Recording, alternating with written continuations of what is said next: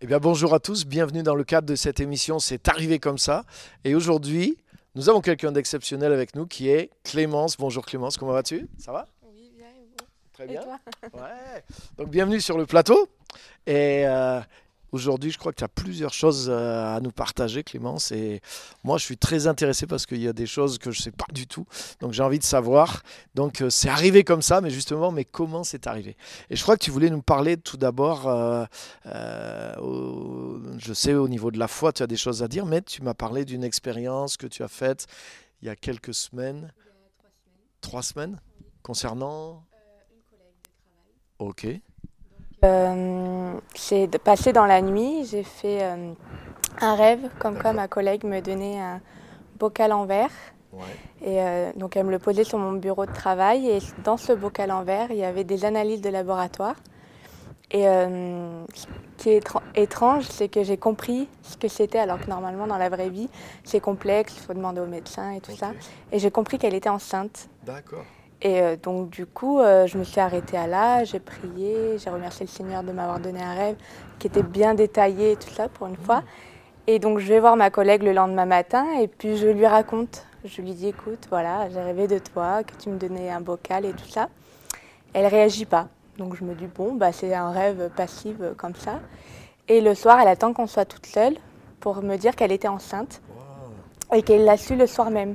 Le soir, et moi j'en ai rêvé la nuit du lundi au mardi. d'accord. Et elle l'a su Donc le la lundi soir. veille Voilà, la que veille. tu lui as raconté. Voilà. Et donc du coup, j'ai prié parce que je sais que les songes, quand Dieu nous donne un songe, c'est souvent parce qu'il y a soit quelque chose à régler et que Dieu veut qu'on agisse. Ouais. Donc du coup, j'ai prié et je lui ai dit, est-ce que tu as des soucis de santé et tout ça? Elle me dit, bah, j'ai des grosses douleurs de règles, comme si que je faisais une fausse couche, mais je comprends pas ce qui se passe. D'accord.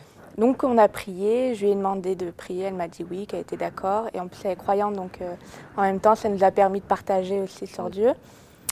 Et bah, depuis qu'on a prié, elle n'a plus de douleur, elle n'a plus aucun problème, elle a fait une échographie, tout se passe bien.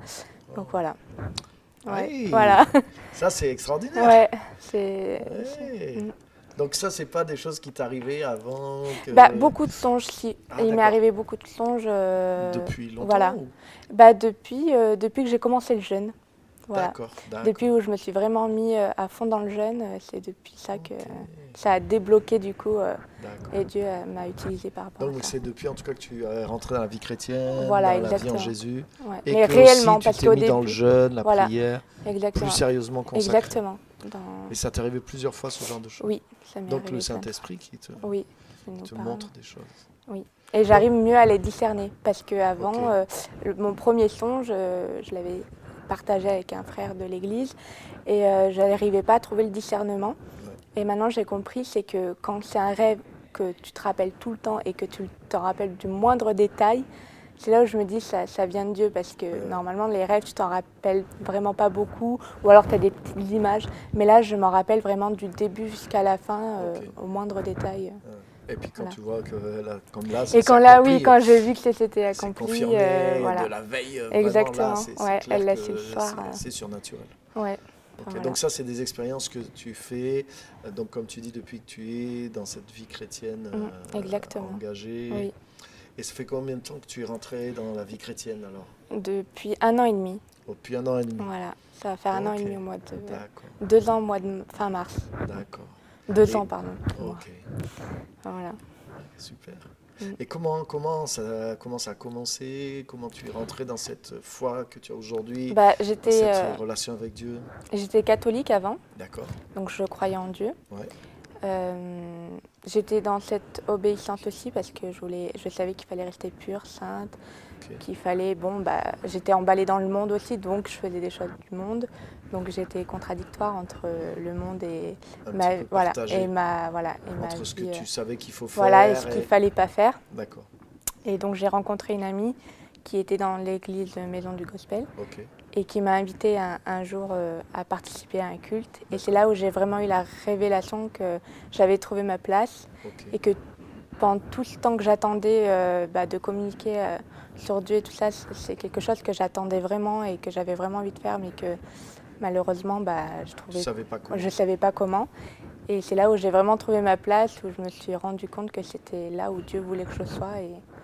Et je suis encore plus persuadée aujourd'hui parce qu'avec toutes les opportunités que Dieu me donne, voilà. Et qu'est-ce que tu as appris alors à partir de ce moment-là qui t'a permis de nouer ce contact avec Dieu, de connaître Dieu. Avant, tu avais ce désir, mais comme si tu... Déjà, j'ai compris que Dieu n'était pas loin. D'accord. Parce qu'en tant que catholique, je croyais qu'il fallait prier dans une église, Ouais. il fallait se confesser par rapport à un prêtre. Ouais. Comme quoi, il fallait... Ce que j'avais à cœur, c'était qu'on ne pouvait pas communiquer si facilement avec Dieu. Ni directement, voilà, avec lui. Et plus j'ai passé du temps dans cette église-là, et ben, plus on m'a appris que voilà, Dieu c'était ton meilleur ami, c'était comme un père, qu'il fallait communiquer avec lui. Au contraire, il attendait que ça, que tu sois sincère et que tout simplement tu te dévoiles à lui, quoi. Ouais. Et plus l'enseignement de Jésus, voilà, quoi. Exactement. Prie ton père qui exactement. te voit. Et plus j'ai expérimenté ça, plus je passe du temps avec Dieu et plus il m'arrive des choses extraordinaires. Ouais, ok. Voilà. Donc ouais, tu as vu que ça répondait, quoi. Voilà, exactement. Ok. Et par rapport aussi à la Bible aussi. Oui, parce que la Bible... Est-ce que tu connaissais, est-ce que tu utilisais la Bible avant? C'était très dur. Au début, je lisais pas la Bible. En fait, je me basais sur ce que le curé faisait pendant la messe. Et voilà, j'écoutais son enseignement, les messages. Et puis voilà, je m'arrêtais à ça et puis je lisais pas la Bible chez moi. Et quand j'ai appris qu'il fallait vraiment plonger dedans et tout ça pour vraiment connaître qui est Dieu, et vu que je voulais vraiment le connaître, et ben, j'ai pris la Bible et je l'ai lue et je la médite, je prends des notes. Enfin, voilà, plus j'avance et plus j'apprends à connaître Dieu. Ok. Donc ça, est-ce que ça a changé beaucoup de choses? Bien sûr. Et puis en plus, la Bible c'est une arme contre le mensonge. Donc en même temps, je peux aussi me défendre contre le mensonge. Donc quand il y a des choses où je suis persuadée que c'est faux, et ben je sais que j'ai la Bible, donc je sais que je peux me référer à ça. Donc voilà. Tu as la référence. Voilà, j'ai la référence. Pour connaître Dieu et contre aussi ce qui est et pas voilà, bon, exactement. etc. Exactement. Ok, donc comment tu pourrais dire par rapport à avant où tu avais un désir d'aller vers Dieu, mais c'était pas réellement une expérience et ta vie était un peu plus tiraillée. Pour les besoins. C'était surtout, en fait, ce que j'avais compris, c'est que Dieu, il fallait s'en servir pour les besoins. Alors, j'y allais que quand j'avais pas le choix, surtout. Et que je savais qu'il fallait que je me réfère à Dieu. Alors que là, je sais que c'est vraiment autre chose. C'est vraiment une relation que j'ai avec lui. Je prie, mais vraiment pour le remercier, pour raconter ma journée. C'est mon confident, c'est mon meilleur ami, c'est mon épaule sur qui je peux me poser. Alors qu'avant, c'était plus comme quelqu'un de loin, d'éloigné, et que je peux demander, mais que quand j'en ai besoin, quoi. Voilà. Wow. Donc ça change les choses. Voilà, exactement. Et est-ce que tu peux partager aussi quelques bénéfices que ça t'a apporté dans ta vie personnelle, dans ta famille peut-être, ou même dans ta vie sociale, quoi, professionnelle, des choses qui te sont arrivées grâce à Dieu, grâce à la foi, depuis que tu as fait cette rencontre, que tu t'es rapproché de Dieu, que tu le connais? Déjà, j'avais peur des gens, des personnes. Je parlais très très peu. J'en avais limite peur, c'était limite plus j'étais seule et mieux je me sentais. Et Dieu m'a vraiment aidée à enlever ma timidité, à aller plus vers les personnes, à aimer les personnes aussi, parce que quand tu es solitaire, tu te renfermes, tu vois le mal un peu partout, tu as l'impression que tout le monde te critique, tout le monde te juge. Et Dieu m'a vraiment rempli de son amour, et vu que j'ai son amour en lui, j'ai envie de dégager cet amour-là et j'ai envie d'aller vers ces personnes-là. Et eux, ils me le rendent aussi. Donc en fait, je me suis rendu compte que non, les personnes n'étaient pas méchantes, ne me jugeaient pas, et que c'était moi qui me faisais des films. Et vraiment, même pour ma timidité, ça me l'a effacé. Je peux parler maintenant devant les personnes avec un micro. Quelque chose que je ne pensais vraiment pas faire. Même Dieu, il voit les choses qu'on n'est pas capable, qu'on ne se sent pas capable, et il nous montre qu'on est capable de le faire. Donc, ce qui est encore plus fort. Donc voilà. Et pour ma famille, le jour de mon baptême, ils se sont réconciliés. Donc tu t'es fait baptiser? Voilà, je me suis fait baptiser, oui. Oui, il y a un an. Il y a un an, voilà. Et j'avais invité ma famille, et une partie de ma famille ne se parlait plus, donc depuis 8 ans. Donc ils ne connaissaient pas leurs enfants, l'autre partie ne connaissait pas les enfants. Et vu que je ne savais pas qui choisir, j'ai invité tout le monde. Ouais. Et Dieu a fait grâce, il les a réconciliés le jour de mon baptême. Et maintenant, ils se font des barbecues, des apéros. Et voilà, et ils se voient. Donc ça a même créé de la voilà, réconciliation. c'est ça. Durable Exactement. Exactement. dans la famille. Et vraiment solidement même. Donc, Ouais, ok. donc voilà. Ça, c'est extraordinaire. Ouais, c'est puissant. Et donc aussi, tu as ces expériences-là aussi, comme tu as partagé en premier, quoi, où oui. du coup, des fois, le Seigneur te montre de certaines choses qui sont utiles aussi pour d'autres. Exactement. Okay. Donc ça, c'est quand même extraordinaire aussi. Et puis ça fait partie de la vie aussi chrétienne, ce qu'on voit dans la Bible, ce que les disciples de Jésus vivaient et qu'on vit aussi quand on est avec le Seigneur, où il y a une vraie intervention, une direction Alors qu'est-ce que tu conseillerais à des jeunes de ton âge qui sont un peu dans ce monde, sans repère, sans référence, comme tu disais, peut-être qui croient en Dieu, qui ont une éducation, mais qui le connaissent pas, qui sont peut-être engagés plus ou moins dans des choses, des amusements qui leur plaisent plus ou moins aussi. Déjà, toute chose est éphémère dans ce monde-là. Ouais. Et ce qu'il faut se baser, c'est que Dieu n'est pas quelqu'un de méchant. Au contraire, il désire ardemment de les connaître, de leur parler, qu'eux, ils communiquent avec lui aussi. Et que voilà, toute chose est éphémère, donc il ne faut pas s'attacher aux moindres petites choses du monde parce que c'est des choses qui vous blessera ou des choses qui vous trahira dans le futur. Et alors que Dieu, il est toujours éternel, il sera toujours là pour vous. Donc il faut se rapprocher de lui. Au contraire, il attend que ça de se rapprocher d'eux. Et donc voilà.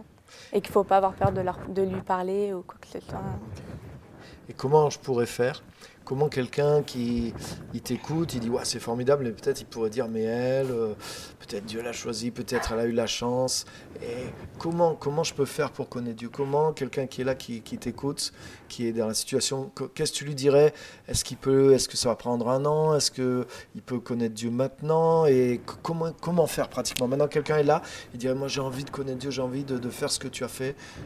Qu'est-ce que tu lui dirais de faire ? La chose que je peux lui conseiller, ce serait de prendre un temps dans sa journée, se dire, écoute, voilà, de parler tout simplement à Dieu, de lui demander, voilà, je suis là, je suis devant toi et maintenant j'ai besoin de toi, il faut que tu te révèles à moi et je sais que tu as envie de me parler, alors parle-moi. Et avec un cœur sincère, bien sûr, d'un cœur vraiment sincère. Et je sais que Dieu est bon et il ne le laissera pas comme ça, sans rien faire. Donc, au contraire, Dieu agira dans sa vie au plus vite qu'il pense. Super. Voilà. Donc, de s'ouvrir. Exactement, de s'ouvrir. Sincèrement. Même pas besoin d'aller à l'église, parce que les gens, ils pensent qu'il faut aller à l'église pour rencontrer Dieu, alors que Dieu est partout. Il faut vraiment qu'il se mette seul avec lui, là où il est, voilà, dans sa chambre, dans son salon, dans sa cuisine. Peu importe l'endroit, Dieu est là, donc il sera là pour t'écouter. Tu n'es pas forcément obligé d'aller dans une église pour rencontrer Dieu. Et souvent, les gens, ils ne veulent pas y aller à l'église parce qu'ils ont une image de cette église-là, alors que Dieu, il attend que ça de lui parler là ailleurs, voilà, là où il est. Voilà. Donc d'ouvrir son cœur sincèrement, exactement. Demander l'aide de Dieu, demander à Dieu qu'il vienne, qu'il se révèle, qu'il agisse dans votre vie. Exactement. Et Dieu répondra. Exactement. C'est ça. Oui. Ok. Bon, merci beaucoup Clémence. C'est vraiment super. Et est-ce que je peux te demander même qu'on puisse prier pour justement les personnes qui sont là et qui ont besoin de trouver Dieu, de rencontrer Dieu, de prier pour eux que Dieu se révèle. Ok, pas de souci. Vas-y, je te laisse conduire la prière. D'accord. Merci Seigneur pour ta grâce, merci pour ton amour Seigneur. Je prie pour chacun d'eux qui regardera cette vidéo, qu'ils soient touchés Seigneur, que tu puisses les transformer Seigneur, que tu puisses les visiter là où ils te le demandent Seigneur. Et je prie pour que chacun puisse venir avec un cœur sincère devant toi et qu'il puisse se révéler Seigneur avec une sincérité. Merci Seigneur pour eux, bénis-les, bénis leur vie Seigneur. Et guide-les, dirige-les aussi vers toi, Seigneur, au nom puissant de Jésus. Amen. Amen. Merci beaucoup, Clémence. Merci. Et à très bientôt. Au plaisir de se revoir. Peut-être sur ce plateau ou dans une autre occasion. Et merci à tous. Merci. Au revoir. Au revoir.